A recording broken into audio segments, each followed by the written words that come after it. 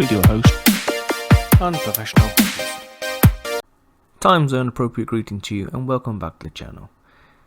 We have another community spotlight for you, and this time it's YouTuber Old Average Brit Gaming.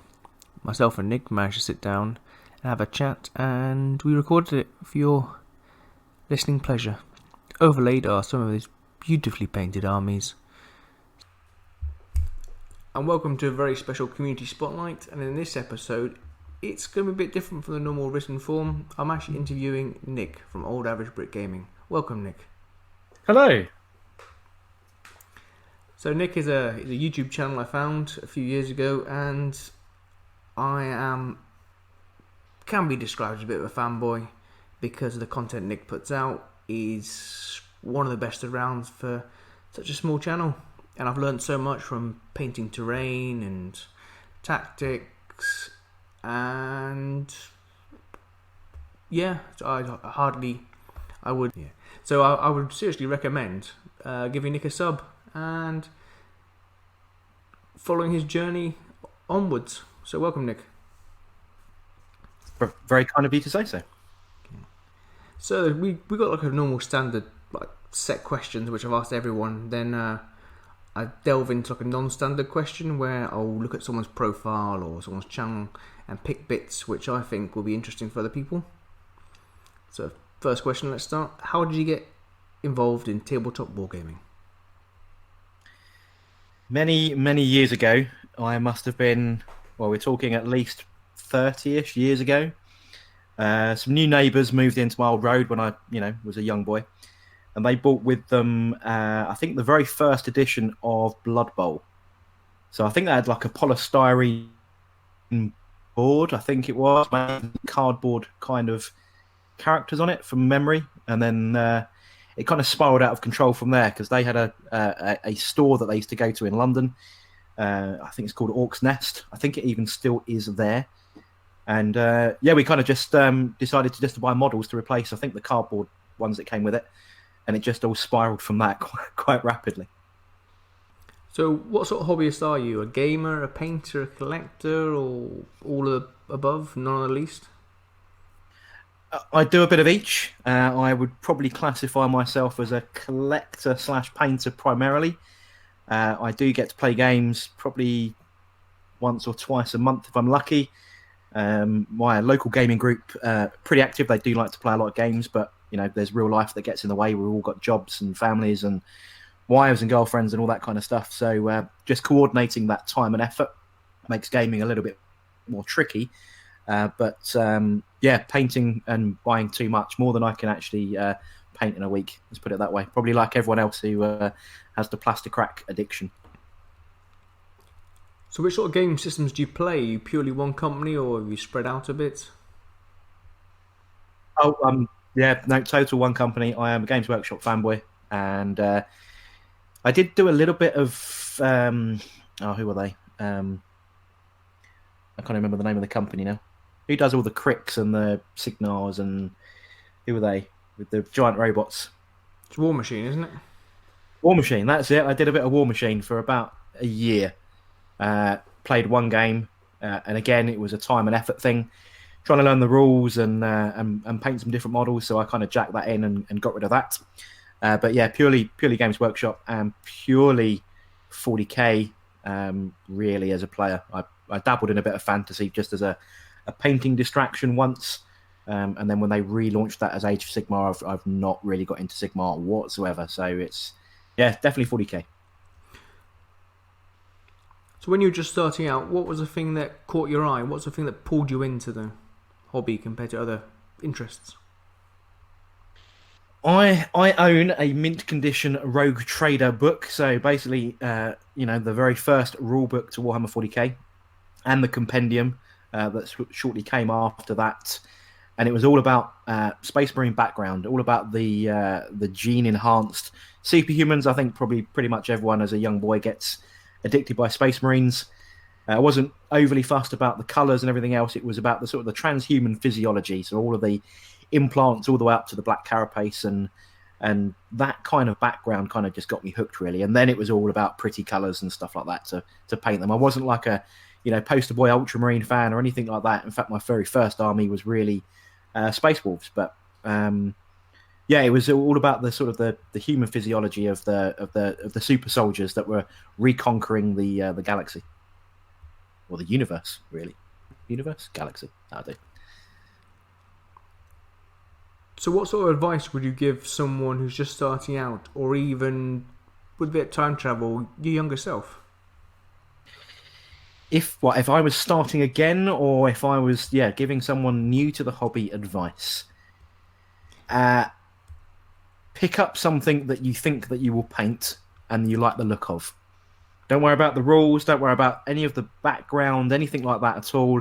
If you were just buying your very first miniatures and you're in there with your mum and dad and tapping into their wallets and purse, pick up something that you like the look of, regardless of whether it's an HQ, troops, heavy support, anything like that. Normally tanks attract people quite quickly. Pick up something that you think that you will do justice on a paint job, or just at least enjoy painting it, and then the rest of it will come from there. Have you ever had an extended time away from the hobby?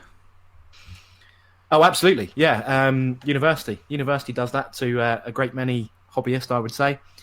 So I probably, I started at sort of 13-ish. I probably, sort of played around, didn't really properly play games. I used to make the rules up. You had so many D99s and stuff back in the day, right? So it was all a bit crazy on the rules. So we kind of just sort of made everything up and just played along. But I guess when I got to maybe 16 and was doing A-levels or GCSEs at the time, and then went on to university, that it just all kind of got boxed up and put away. Other things took my interest, like alcohol and women and study and stuff like that, the usual thing. And then I kind of picked it up again. I want to say, where was I? So I graduated, I moved into my first apartment, and I had very little money, and I just dug everything back out of my parents' loft. So I must have been 22, 23 when I picked it back up again. So what's that, a 7-year gap? So what was the thing that pulled you back into collecting, painting, gaming again? It was money.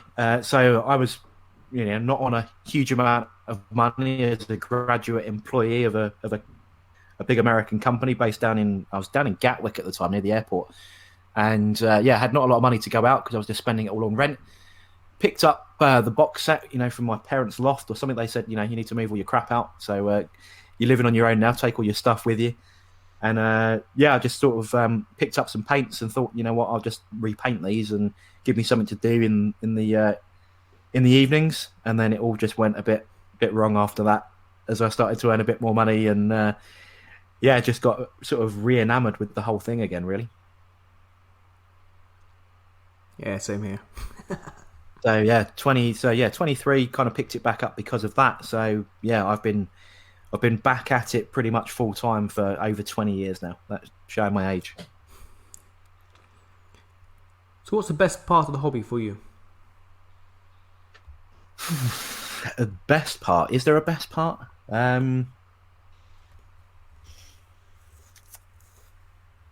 Probably the social side of playing games again now. So since I moved to where I live now, there's a very active hobby community. There's a whole bunch of us that are playing, all centered around our local gaming store over the years.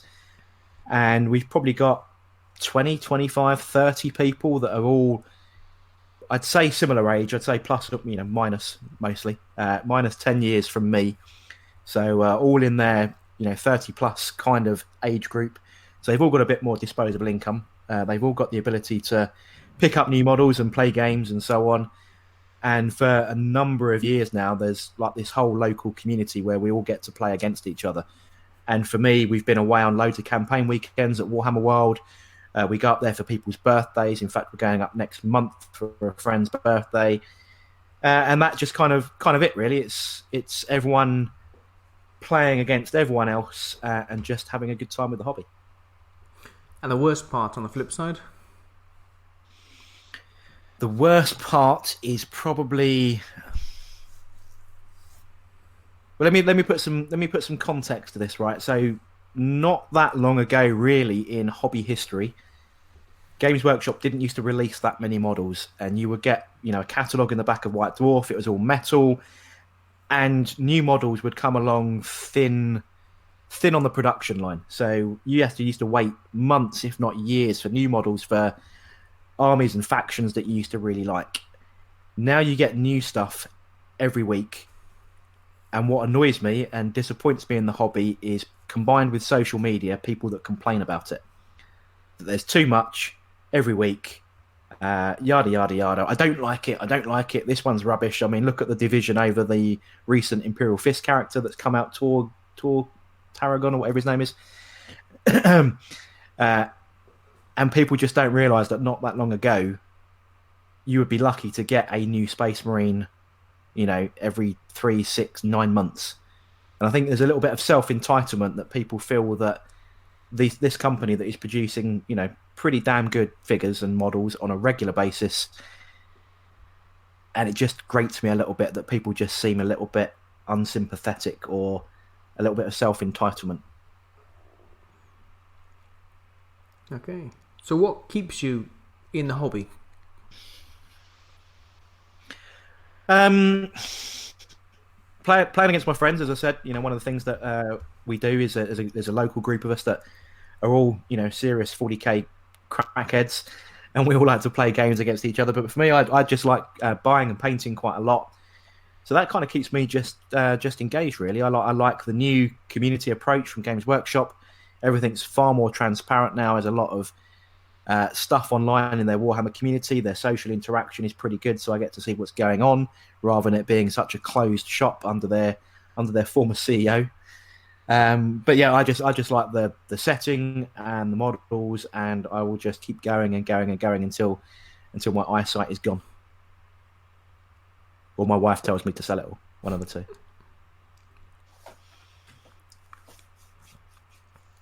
How do you deal with hobby burnout sort of thing, like loss of hobby mojo, loss of enthusiasm draining, So there's a couple of ways for me. I lost my mojo probably towards the last year of 7th edition, when it all became invisible scatterbikes from the Eldari faction, and all the armies all looked exactly the same. It was all very boring, and I just said, I can't be bothered with this anymore, and I basically took a year off.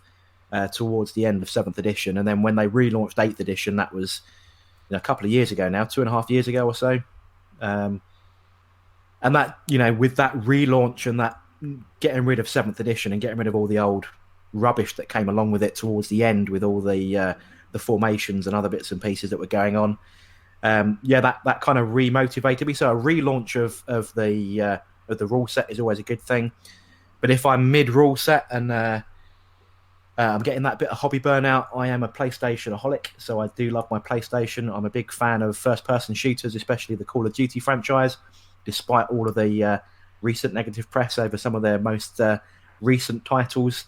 So I've got a whole bunch of friends that I play with on PlayStation as well. So that's probably the release. If painting toy soldiers gets a little bit too much, then the PlayStation comes on and I go and attempt to shoot some people, but the reality is my reactions aren't as quick as a 16-year-old kid, so I end up on the wrong end of that, but it's still good fun. Has anyone inspired your hobby lifestyle of painting, maybe, or producing videos? Most recently, Darren Latham is doing some incredible stuff on YouTube. I don't know if you've seen any of his latest stuff. The guy's a genius, and he makes it. He could read me bedtime stories. That guy, his voice is just is just like silk, and he's sitting there talking about, oh, you just do this and just do this, and then half an hour later, you've got the most realistic face you've ever seen, and you see him on the video, and the head is obviously the size of your fingernail, and yet he's doing that with a size 1 brush that looks like I don't know how he keeps that brush like that, because my size 1 brushes do not do what his do. But yeah, he's very inspiring on his paint. I know he's an ex-heavy metal. He's now a miniature designer. Probably him really. He's been around a long time, and then you can't not talk about the likes of Jess Goodwin. Do we talk about Phil Kelly at this point? Maybe not so much. But yeah, the likes of Jess and so on that I've met many of these people, and over the years, I've met a lot of those people, and yeah, probably Alan Bligh as well. You can't go wrong with an Alan Bligh. May the poor man rest in peace. Met him several times. In fact, I've got a lot of Imperial Armour books that are still signed by him. And one of my very earliest campaign weekends that I ever did at Warhammer World, he was one of our faction narrators. So that shows how long I've been around, because he hasn't done that job for, well, he can't do it anymore, obviously, but he hasn't done that job for a long, long time. So yeah, those are the kind of characters that have kept me around and inspired me. So what projects are you working on at the moment? All of the projects. I work on all of the projects. So the last couple of weeks has been Aeronautica Imperialis. So I have now painted up the starter set, Wings of Vengeance. So I've painted all of the planes for that, both Orc and Imperial. And the Imperial colour scheme I went with was, I think it's the 82nd Tactical Fighter Wing from the very first Imperial Armour book. In fact, my 28mm Valkyrie is based on that, and my Thunderbolt that I've got based on that colour scheme, so I've miniaturised that. On top of that, anything Tzeentch is always good with me. So I'm a big fan of Tzeentch Demons and Thousand Suns, so I'm always adding units to that. Recently done Kairos Fate Weaver, a Lord of Change, and in fact, I have a second Lord of Change because they utterly suck, so I'm going to do another one because I can. So I want to get a game to prove the point that they are rubbish. But equally, I've done a custom Space Marine chapter, the Solar Guardians, that's on the go at the moment.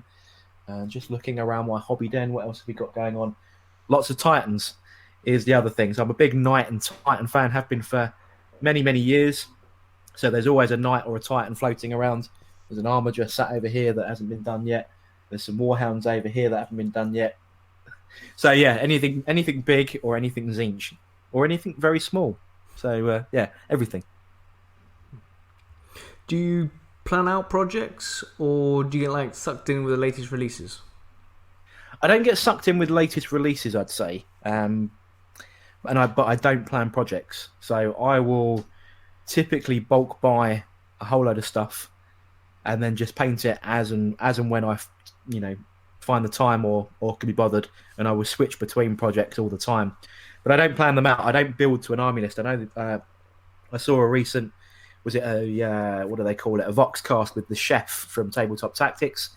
And he said that he will build a list, and that will be his list with maybe an extra couple of 100 points bolted on the end of it. He'll paint that list, and that project is done and dusted, regardless of any of the rule changes that come along with it. I'm very much, I'll pretty much buy every unit that's in the book and then see if anything works. And just use it as a painting challenge. So, yeah, I don't plan anything out. I just buy on a whim. If it's cool, it gets painted. If it's not as cool, it goes on a back burner and will eventually get done.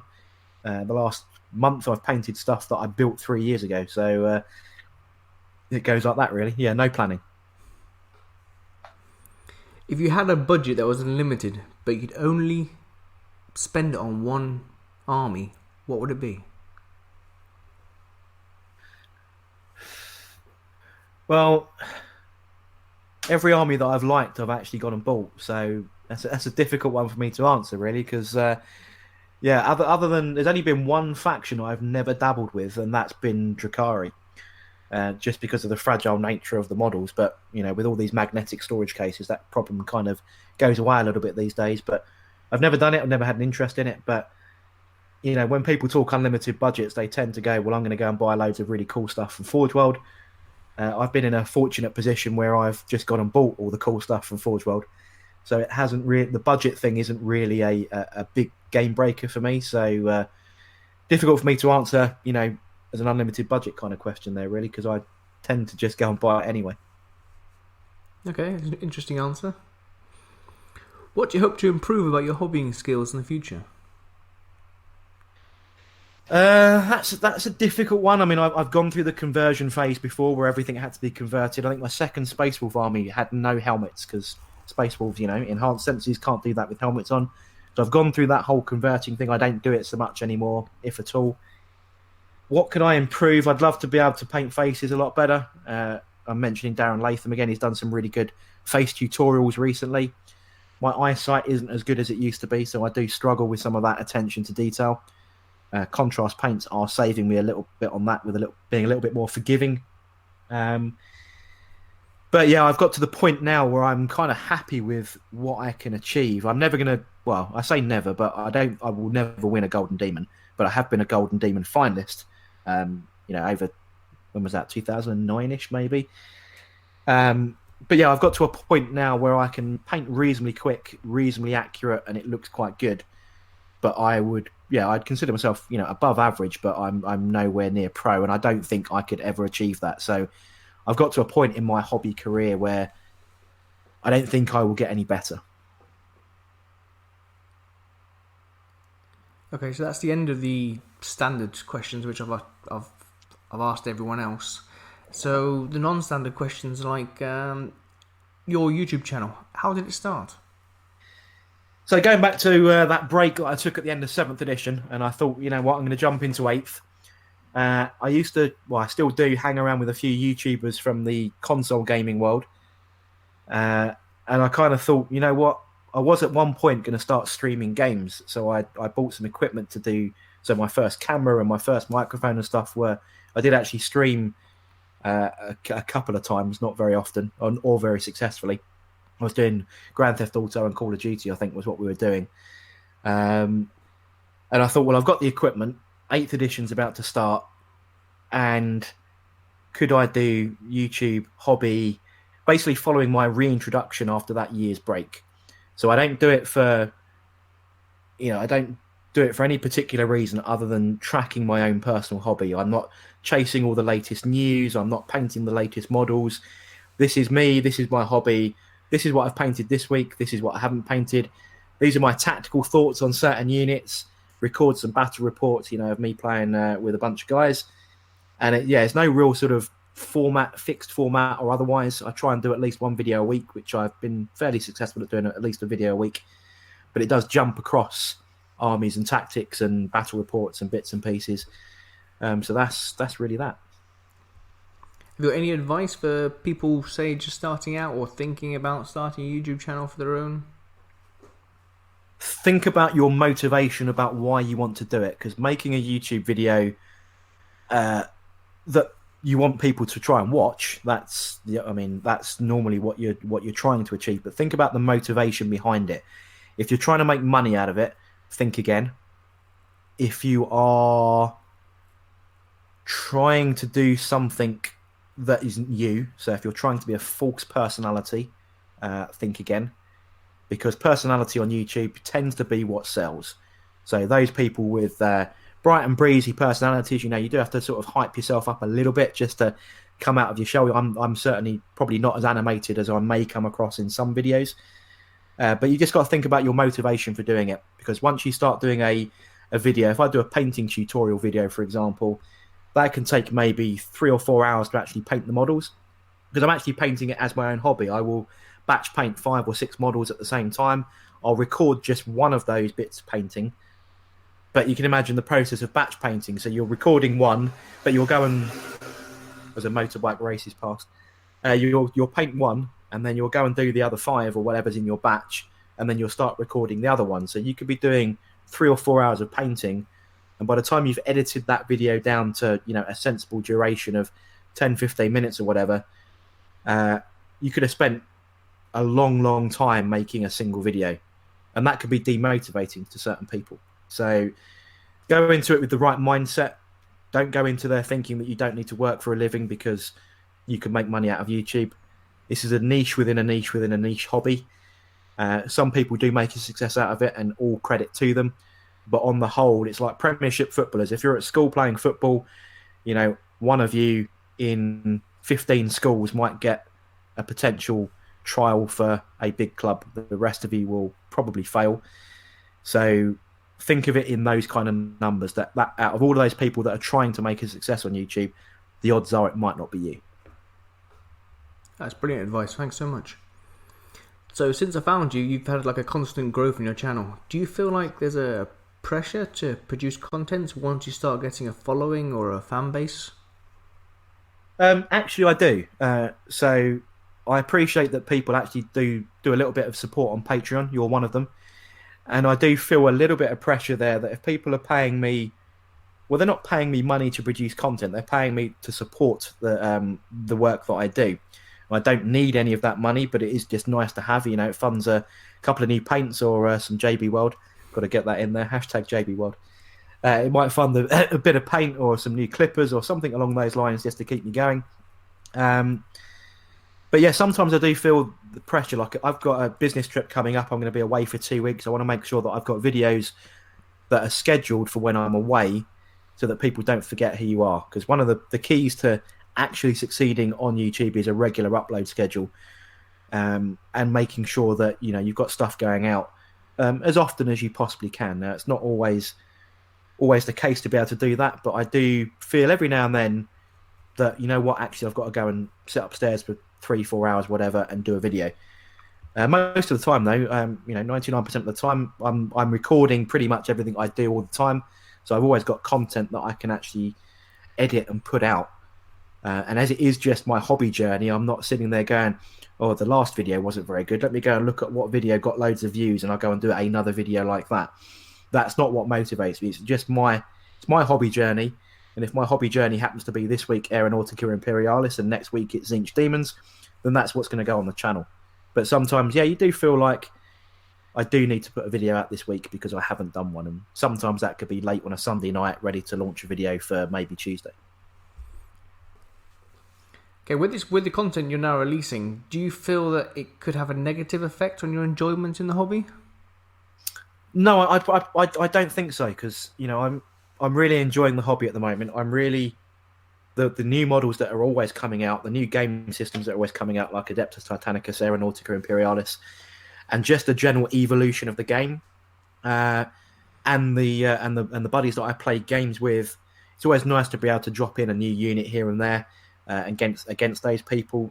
I've so far since 8th edition has started, have had 0 hobby burnout, and that's been 2 and a bit years, and that's coincidentally the number of years I've been doing YouTube. So for me, hobby burnout, producing videos and painting cool models, they've self-perpetuated. So there's like a what do you call it, an infinite loop of